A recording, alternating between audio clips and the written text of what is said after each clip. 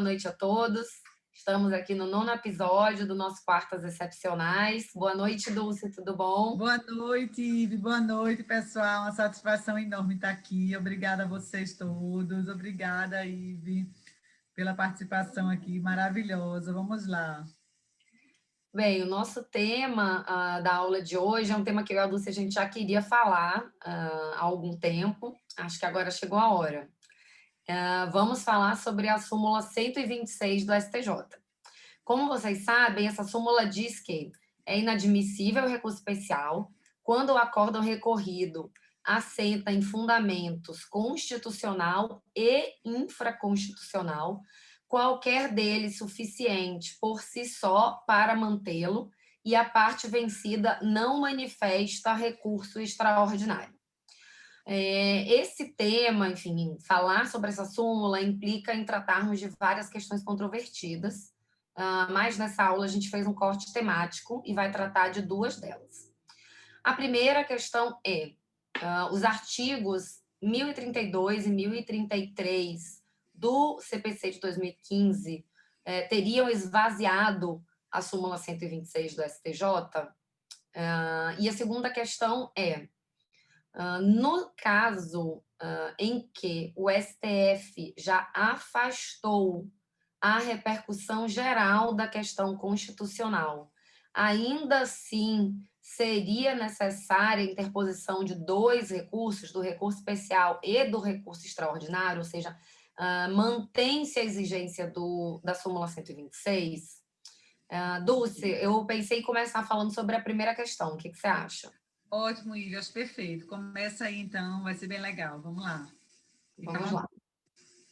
Bem, saber se os artigos 1032 e 1033 esvaziaram a súmula 126 implica, primeiro, eu explicar rapidamente essa dinâmica da fungibilidade dos recursos excepcionais. Então, diz o artigo 1032 do CPC que se o Superior Tribunal de Justiça entender que o recurso especial interposto pela parte versa sobre questão constitucional, pode ele abrir prazo para que o recorrente emende as razões, ou seja, transforme este recurso especial em um recurso extraordinário e os autos sejam remetidos para o STF para apreciação da questão constitucional.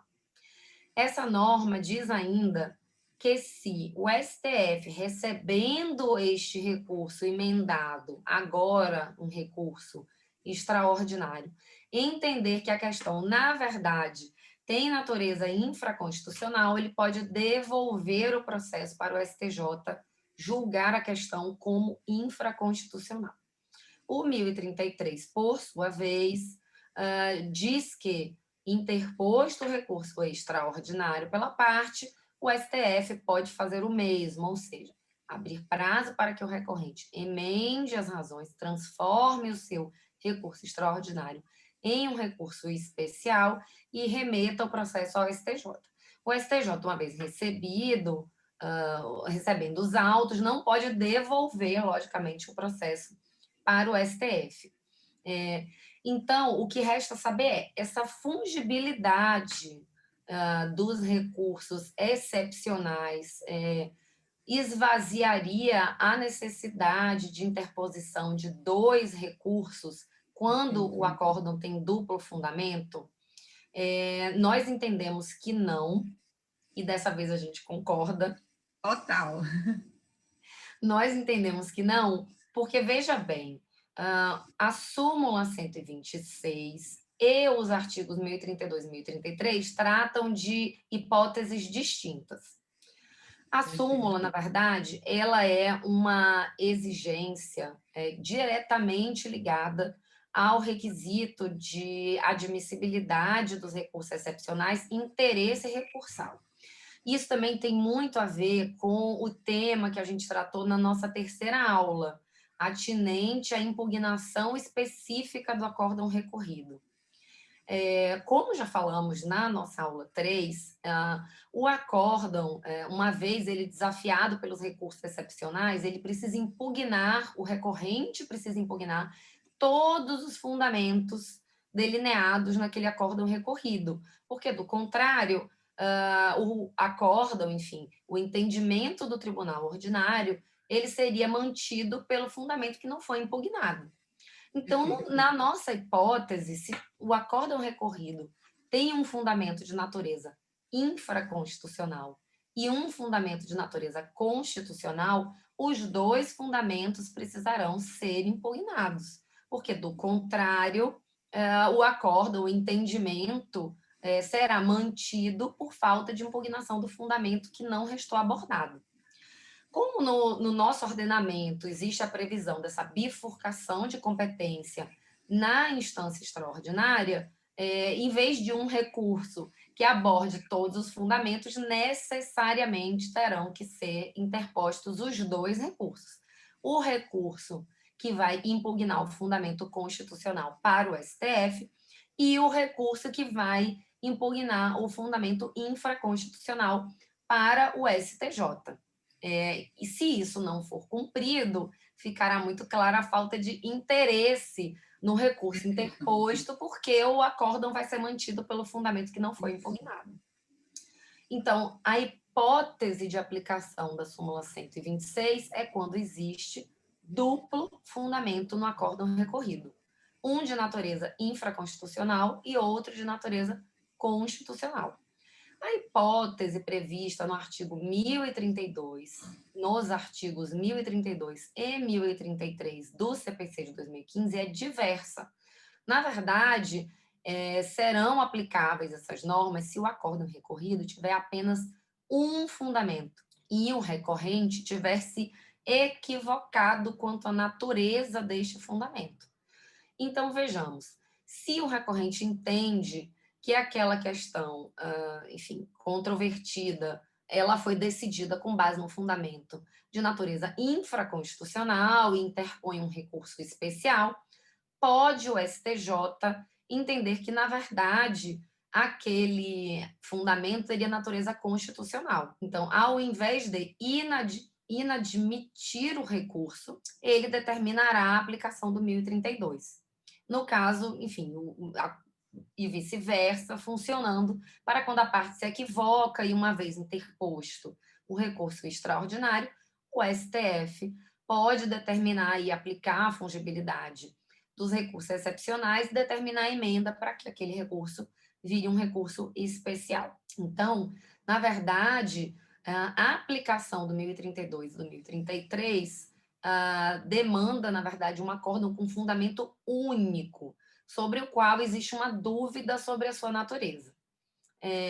Esse entendimento que eu coloco aqui está respaldado na jurisprudência do STJ.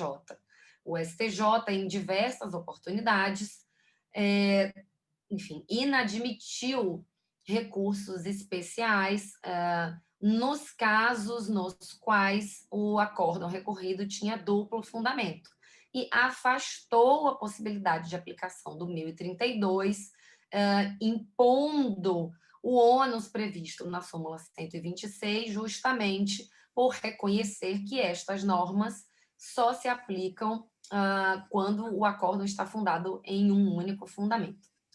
E eu trago aqui um exemplo. O julgamento do recurso especial 1644269 do Rio Grande do Sul. Esse recurso, e aí eu trago apenas a título exemplificativo, porque eu fiz uma pesquisa rápida e eu encontrei cerca de 20 acórdãos de diversas turmas no mesmo sentido. No julgamento deste recurso, pela segunda turma do STJ, de relatoria do ministro Og Fernandes, foi afastada a aplicação do 1032 no seguinte caso. A questão de fundo tratava sobre um pedido de remoção feito por um funcionário público. E o acórdão recorrido deferiu o pedido de remoção a dois fundamentos. Em primeiro lugar, entendeu que estavam presentes os requisitos previstos no artigo 36, na Lei 8112 de 90, que é a Lei do Funcionário Público, e, adicionalmente, e isso foi feito, inclusive, de forma expressa, e o acórdão do STJ bem ressalta esse trecho do acórdão do Tribunal de Origem. Adicionalmente, foram aplicados os artigos 196, 226, 227 e 229 da Constituição, uma vez que esse pedido de remoção era fundado no argumento de que o requerente precisava se deslocar, né? Enfim, mudar de domicílio para poder cuidar da saúde do filho dele. E entendeu o Tribunal de Origem que essas normas consagravam o direito de proteção à saúde da família. Então, o Tribunal Ordinário entendeu que, não obstante, enfim, já estarem previstos os requisitos da Lei do Funcionário Público, entendeu ainda, enfim, cumulativamente, como um argumento independente, como um fundamento autônomo, que também haveria aí um direito constitucional daquele requerente, enfim, de tutelar, de velar pela saúde do seu filho, e por isso também o pedido de remoção deveria ser deferido. Nesse caso, a administração interpôs recurso especial, tão somente, e o recurso foi inadmitido por entender o STJ que o fundamento de origem constitucional não teria sido impugnado. A Fazenda interpôs recurso argumentando, na verdade, em seu recurso especial, a Fazenda argumentou pela eventualidade da aplicação do artigo 1032 do CPC. E a segunda turma expressamente afastou a aplicação dessa norma por evidenciar que, neste caso, de maneira inequívoca, o acórdão recorrido estava assentado em duplo fundamento a merecer 2 recursos. Entendo eu com o STJ, nesse caso, como em tantos outros que eu tive a oportunidade de pesquisar, andou muito bem ao exigir a interposição dos 2 recursos. O que você acha, Dulce? Concordo, Ivy, assim, concordo com você. Eu acho que nesse caso realmente não é a hipótese de, não seria, concordo com você em relação à aplicação do 1032, né, não aplicação do 1032, diferenciar, né, o que é a súmula 126 e o que é a questão da possibilidade trazida pelo artigo 1032 e 1033, eu concordo com você nisso, concordo com você no sentido da decisão do STJ nessa questão, acho que é por aí mesmo. Em algumas situações, realmente tem o ônus de você interpor os 2 recursos, é preciso atentar para isso, mas, assim, concordo com você sobre isso aí. Engraçado, Ive, que o meu interesse forte pela súmula 126 surgiu de quando eu constatei uma hipótese que, ao meu ver, foi equivocada em aplicação da súmula. Então, assim, foi justamente analisando um erro, assim, uma coisa que na minha estava errada, que despertou e ficou muito clara a questão da súmula, que eu acho que é sobre o outro aspecto que você quer que a gente fale, né, que é a questão da quando não tem repercussão geral. Mas, assim, eu já posso começar essa parte? Estou plenamente de acordo. Posso. Vamos à Então, segunda assim, questão.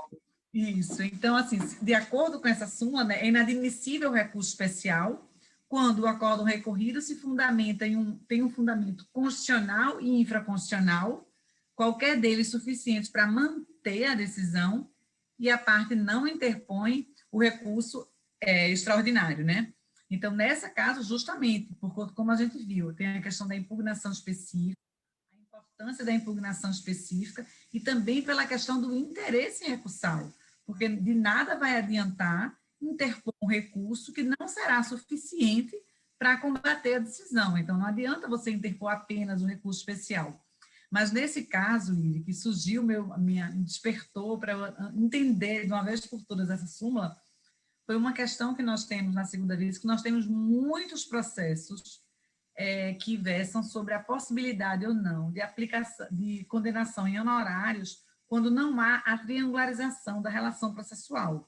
Quando, digamos assim, a fazenda entra com a execução fiscal, o contribuinte paga administrativamente, não ingressa no processo, o processo é extinto, e aí, cabe honorários? A questão é essa. É uma questão muito polêmica lá no tribunal, e tem vários recursos especiais, certo? Aí, o que é que acontece? O fundamento do acórdão, na verdade, ele fala na causalidade, ele fala no 85, Mas o fundamento dele para afastar os honorários, o fundamento forte também que ele usa, é a questão do contraditório, é a impossibilidade de condenação sem contraditório. Então, esse fundamento é um fundamento muito forte nessa decisão. E aí, o que é que acontece? Há muitos recursos especiais na segunda vice, a gente sempre fazia as decisões, mas esse processo, um deles, a gente inclusive chegou a afetar um deles e subiu para o Tribunal Superior. Quando chegou no STJ, o STJ aplicou a súmula 126. Por quê? Porque disse que o recorrente deveria ter interposto, tanto ele só interpôs o recurso especial contra esse acórdão, que analisava a questão da causalidade, do 85, e a impossibilidade de honorários, o recorrente só interpôs o recurso especial. Aí o STJ foi e aplicou a súmula 126, porque era para ele ter interposto o recurso extraordinário e o recurso especial, os fundamentos suficientes para manter a decisão. Mas, nesse caso, Ive, tem uma situação que é justamente o problema. Esse recurso especial do STJ, que ele aplicou o tema, a súmula 126, foi o recurso especial 18.49.168 de Pernambuco. Ele aplicou a súmula 126 por conta que faltou a interposição dos dois recursos. Mas aí eu quero saber de você dessa situação. Porque o problema é que a questão tratada, o fundo constitucional, o fundamento constitucional, a repercussão geral dele já foi afastada. É o tema 660. Então, como é que a gente pode obrigar a parte a ter que interpor o recurso extraordinário se o próprio STF já afastou a repercussão geral por conta de uma ofensa reflexa? Então, é esse o segundo aspecto que a gente quer tratar aqui.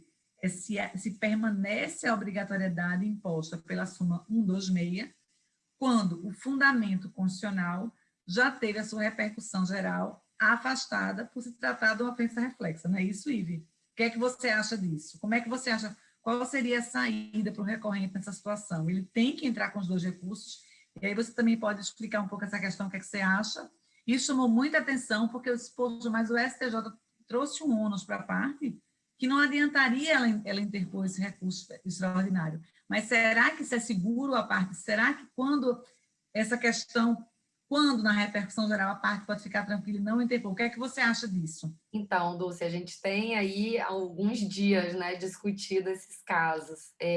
Esse caso que você trouxe, inclusive, é um caso muito interessante, porque o fundamento constitucional do acórdão proferido, dos acórdãos, né, foram vários casos, Vários, pois é, proferido pelo Tribunal Ordinário, teve repercussão geral negada ao fundamento de que existiria ofensa reflexa à Constituição.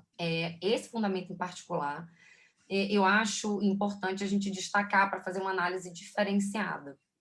Porque quando a repercussão geral é negada por ofensa reflexa, o que o STF está dizendo? Que, na verdade, aquela questão ela não é uma questão constitucional. Perfeito. A questão, na verdade, seria uma questão infraconstitucional que apenas ofenderia de forma, enfim, reflexa, Perfeito. forma per saltum, enfim, não haveria uma violação direta à Constituição Federal. Então, nesse caso, o nosso acórdão, na verdade, ele tem um falso duplo fundamento. Perfeito. O fundamento infraconstitucional, que é o que você já explicou, da questão da causalidade, da abordagem do artigo 85 do Código de Processo Civil. E um falso fundamento constitucional, que, na verdade, seria infraconstitucional, que é a questão do contraditório.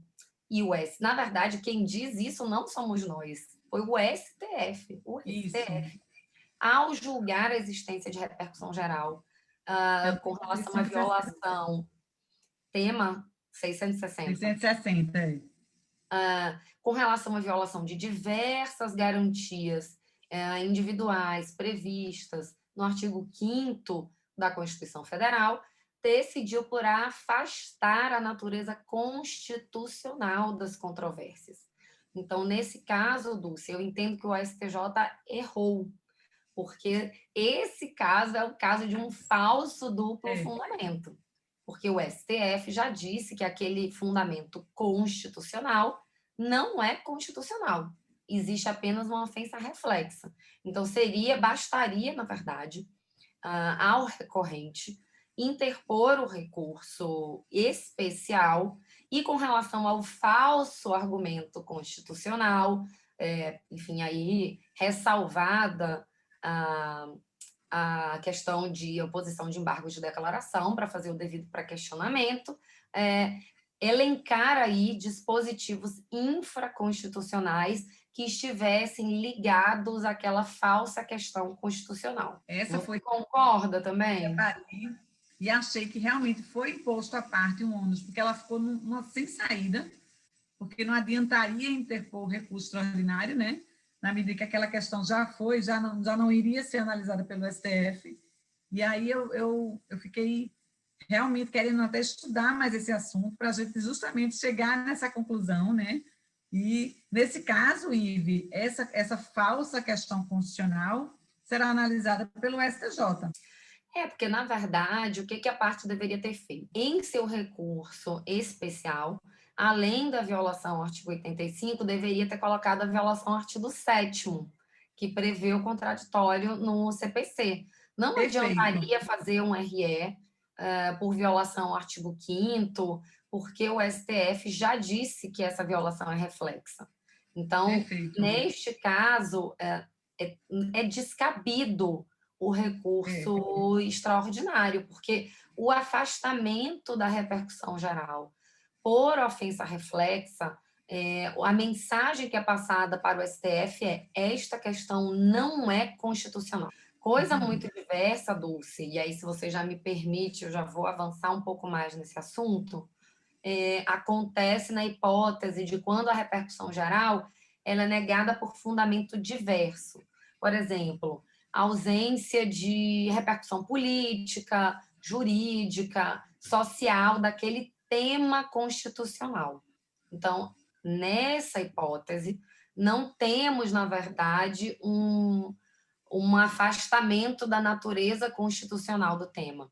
O que se diz, a mensagem que passa o STF esta é uma questão constitucional, porém ela não é uma questão constitucionalmente relevante. Perfeito. Então, ela não tem repercussão geral. Na hipótese de o recurso extraordinário ter a repercussão geral afastada por um motivo diverso da ofensa reflexa, a gente continua tendo no nosso acórdão recorrido duas questões de naturezas diversas. Em vez de ter uma questão infraconstitucional e uma falsa questão constitucional, todas elas passíveis de impugnação por recurso especial, nessa hipótese vamos ter duas questões, uma infraconstitucional e outra constitucional. Só que a questão constitucional, com repercussão geral afastada pelo STF. Como faz o recorrente, então, para continuar tentando, enfim, reformar este acórdão? Qual é o óbice aí que o recorrente primeiro teria? O recurso extraordinário, num primeiro momento, ele vai estar fadado a um insucesso, porque interposto, ainda que interposto este RE, as cortes locais vão negar seguimento a ele por ausência de repercussão geral da questão constitucional. Sobraria apenas o recurso especial, que, por sua vez, também só poderia abordar questões infraconstitucionais. Essa semana, eu e Dulce ficamos nesse dilema, conversamos com alguns amigos nossos, processualistas de mão cheia, que, inclusive, enfim, discutiram muito, e eu já agradeço ao Roberto Campos Gouveia Filho e ao Júlio Rossi por todas as ideias que trocamos sobre esse tema. E a solução que eu e Dulce construímos para essa hipótese é a seguinte: em primeiro lugar, ainda que este recurso extraordinário, muito provavelmente, não vai chegar ao STF, porque o STF já negou a repercussão geral daquela questão constitucional, mas a parte não pode ser dispensada da sua interposição. Por quê? A interposição conjunta do recurso especial e do recurso extraordinário dará condição de admissibilidade ao recurso especial. Ou seja, se a parte não interpor o recurso extraordinário, não teremos a impugnação específica do acórdão recorrido e o recurso especial, este sim, com possibilidade de trânsito até o STJ, ele será inadmitido. Então, nesse caso, em que a repercussão geral ela é afastada por fundamento diverso da ofensa reflexa, o recorrente precisará interpor os dois recursos. O RE tão somente para viabilizar a admissibilidade do recurso especial. E como que vai acontecer a reforma desse acórdão? Considerando que no recurso especial apenas vão ser abordadas as questões infraconstitucionais. A reforma integral de todos os fundamentos vai acontecer apenas no juízo de mérito do julgamento do recurso especial. E aí eu me reporto ao que a gente falou na aula 2, quando a gente discutiu sobre efeito devolutivo dos recursos excepcionais. Num primeiro momento, esse recurso especial só vai tratar da violação infraconstitucional. Então, o STJ fará o juízo de admissibilidade, ou seja, vai analisar, inclusive, se houve impugnação específica a todos os fundamentos do acórdão.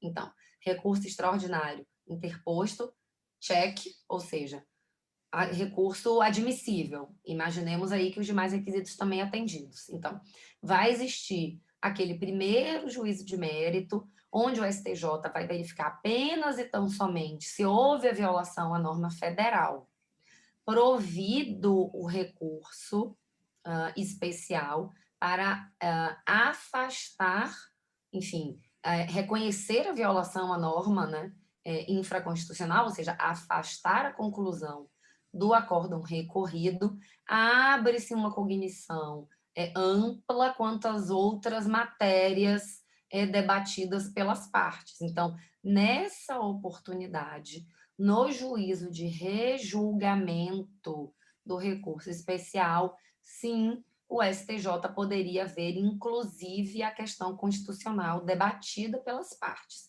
E aí, abrindo-se, portanto, a possibilidade de integral reforma do acórdão recorrido. Perfeito, Ive, perfeito, eu achei. Fica muito claro isso, porque numa hipótese, nós estamos numa falsa questão constitucional, e na outra não, nós temos uma questão constitucional verdadeira. Então, são duas situações realmente distintas. Na medida que o STF, num ponto, ele afastou a repercussão geral, ele disse que a ofensa era reflexa, então ele está dizendo que ali a questão é Constituição. Na outra situação, não, você terá esse ônus por conta que a matéria é constitucional. Apenas ela não tem repercussão por outro motivo que não seja a ofensa reflexa. Perfeito. Realmente é muito importante entender essas diferenças, né? Porque assim, a gente estudou isso, a gente analisou, a gente foi para a doutrina, então fica mais tranquilo, mas deixar essas situações bem claras na cabeça de quem estiver nos ouvindo, né? Que uma situação é você não confundir a súmula 126 com a questão do artigo 1032, né? Do CPC, porque ali é diferente. Aqui é quando o acórdão tem dois fundamentos e você tem que entrar com dois recursos.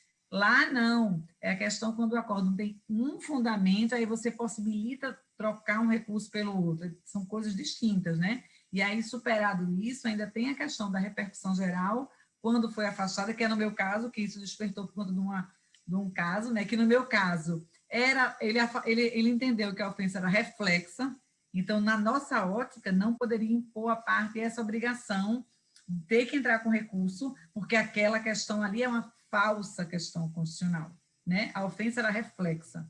No outro caso, não, a parte tem, e eu acho isso, eu achei essa saída aí muito legal, eu acho que é por aí realmente, né? Eu até analisando a jurisprudência do STJ, até nessa última opção que a gente viu, de o STJ, depois no juízo de mérito, analisar a questão constitucional, até vi um julgado do STJ, é um pouco antigo, mas ele falava exatamente isso, essa possibilidade do STJ entrar nesse mérito, sabe? Nesse momento, mas eu achei que essa saída, assim, foi muito legal, eu concordo, assim, a gente concordou total nos fundamentos, né?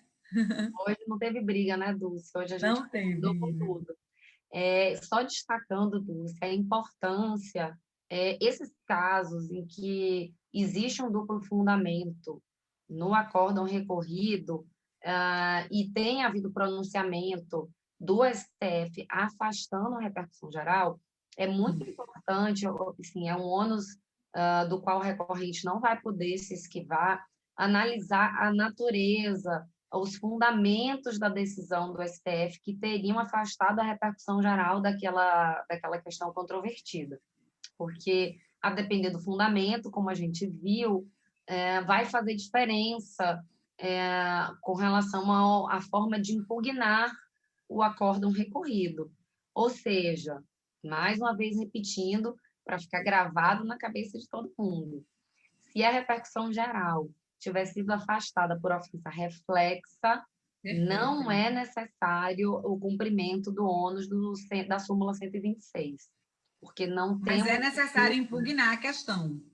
A questão precisa ser impugnada. No entanto, com a menção a dispositivos infraconstitucionais e a Perfeito. devida ressalva no recurso especial de que o STF entendeu que aquela questão, na verdade, Perfeito. não é constitucional, porque É. ofensa reflexa é questão não constitucional. Ofensa reflexa não se confunde com questão constitucional que não é relevante. É. São E coisas é totalmente muito diferentes. importante essa questão de impugnar, porque nesse caso, por mais que eu tenha entendido que o STJ está errado em aplicar a súmula 126, não havia impugnação desse fundamento, de forma alguma. Então, você não pode dar esse ônus, mas com todas essas ressalvas, que é preciso impugnar, fazer os esclarecimentos, entendeu? Exatamente. O fundamento ele não pode deixar de ser impugnado. No entanto, considerando que o STF afastou a repercussão geral por ofensa reflexa, ele deve ser impugnado por recurso especial com indicação de normas infraconstitucionais. Então, assim, Perfeito. nem pensar de indicar normas constitucionais no recurso especial ao fundamento de que o STF teria negado a repercussão geral da matéria. Então, assim, Ah, perfeito. essa ressalva eu acho muito importante Ah, para entendi. se Então, assim, misturar você as ressalva coisas muito que a diferentes. questão que você está botando é por conta de uma ofensa reflexa. Você vai pegar o fundamento infralegal e Isso. dele, impugnar Na essa. verdade, Dulce, talvez o mais cauteloso para o advogado fazer nesse caso teria sido embargar para poder destacar, enfim, desde já, Perfeito. questionar as normas infraconstitucionais, ressalvando o entendimento do STF de que aquela matéria não seria constitucional, porque aí já Perfeito. se prepararia o caminho para o recurso especial único, sem a Perfeito. necessidade de interposição do RE, já que não estamos tratando de uma questão, enfim, de uma violação direta à Constituição, ainda que normas constitucionais tenham sido mencionadas no acórdão. Acho que a Perfeito. saída para esta hipótese seria, enfim, É. esclarecer tudo Porque nos nesse atos de caso, declaração. agora, o STJ, quando ele for analisar, ele vai estar analisando matéria que não é constitucional. Já foi afastada, já foi entendido que é ofensa reflexa. No outro caso, é que o STJ vai analisar uma questão por conta que o STF já afastou a repercussão geral por outra questão, por outro fundamento que não é ofensa reflexa, não é isso, Ive? Isso. Na nossa outra hipótese, e aqui tratada de forma abstrata, sem nenhum exemplo específico, a nossa hipótese abstrata seria a seguinte: um acórdão com duplo fundamento, constitucional e infraconstitucional, só que o fundamento constitucional já teria havido pronunciamento do STF no sentido de afastar sua repercussão geral. Enfim, por fundamentos quaisquer outros que não sejam ofensa reflexa. Perfeito. Nesse caso, sim, temos 2 fundamentos, um constitucional e um infraconstitucional. Por isso, é necessário o cumprimento do ônus previsto na súmula Perfeito. 126. 126. Porque se não for interposto, se não forem interpostos os 2 recursos, o recurso especial não terá condições de admissibilidade. Entendi, perfeito. A questão constitucional só será apreciada no juízo de mérito, Perfeito. no juízo de rejulgamento do RESP, se Perfeito. admitido e provido ele for. E para a admissão dele tem que superar a súmula 126, então é preciso atentar para isso. Perfeito. É uma questão bem complicada, enfim. Bem complicada. Eu espero que nós tenhamos sido claras para colocar essa questão. Enfim, do contrário, podem mandar suas perguntas. E com todo esse debate, eu acho que a súmula 126 termina ficando pequena, assim, termina ficando muito tranquila. Só ela, né, é muito tranquila a compreender, que às vezes é complicada, mas ela termina ficando pequena, é mais simples, diante dessas outras problemáticas que a gente também vai conseguir superar, né?